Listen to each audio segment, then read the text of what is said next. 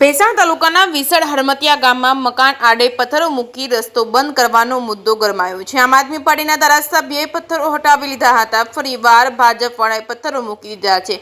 આજે આ મામલે મોટું ઘર્ષણ થાય તેવી ભીતિને ધ્યાનમાં રાખી પોલીસ અને તંત્રના ધાડે ધાડા ઉતરી ગયા હતા અને ભેસાણ તાલુકાના વિસળ હરમતિયા ગામે છેલ્લા 8 વર્ષથી એક મકાનના ડેલા નજીક પથ્થરો મૂકી રસ્તો બંધ કરી દેવામાં આવ્યો છે। આ અંગે મામલતદાર અને પ્રાંતની સમક્ષ કેસ ચાલ્યા હતા। ત્યારબાદ આ મામલો હવે કોર્ટમાં ચાલી રહ્યો છે। 2 દિવસ પહેલા જ આમ આદમી પાર્ટીના ધારાસભ્ય ગોપાલ ઇટાલિયાને ભોગ બનનાર મહિલાએ રજૂઆત કરતા તેણે તેની ટીમના લોકોએ પથ્થરો ત્યાંથી હટાવી લીધા હતા અને ભાજપના ગુંડાઓનું આ કૃત્ય હોવાનો આરોપ લગાવ્યો હતો। બીજી તરફ ભાજપના આગેવાનો આ પથ્થરો ફરી જ્યાં હતા ત્યાં લગાવી રસ્તો બંધ કરી દીધો હતો। ત્યાં બાદમાં ગોપાલ ઇટાલિયાના ટેકેદારોએ ફરી પથ્થરો હટાવવાની ચીમકી આપતા મામલો ઉગ્ર બન્યો છે। આજે પથ્થરો હટાવવાની ચીમકીને અનુસંધાને ઘર્ષણ ન થાય તે માટે પોલીસ, મામલતદાર, ટીડીઓ સહિતના અધિકારીઓ ઘટનાસ્થળે દોડી ગયા હતા અને સમગ્ર મામલે કોર્ટ મેટર ચાલી જતા જેથી કોર્ટનો નિર્ણય ન આવે ત્યાં સુધી પથ્થરો ન હટવાનો નિર્ણય થયો હતો।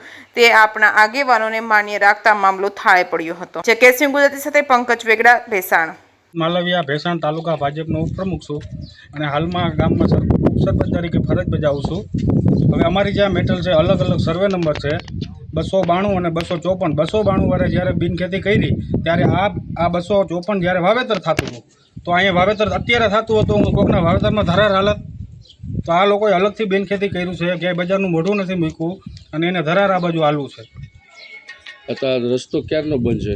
આ રસ્તો અંદાજે 7 વર્ષથી છે। ડિસ્ટ્રિક્ટમાં કોર્ટ મેટર ચાલે છે અમારી પાસે। એ લોકો કોર્ટમાં ગયા છે, એનો દાવો છે, પ્રાંત સાહેબનો હુકમ છે અમારી પાસે, બધા આધાર પુરાવા સાથે છે। 2 દિવસ પહેલા જે બેલા હટાવવામાં આવ્યા હતા, કોણે હટાવ્યા હતા? કઈ ધારાસભ્ય શ્રી અહીંયા આવીને અને ઉગ્ર ગોપાલ ઇટાલિયા અહીંયા આવીને ભાજપના ગુંડા બાકી અમે આ મેટલમાં ક્યાંય છે જ નહીં।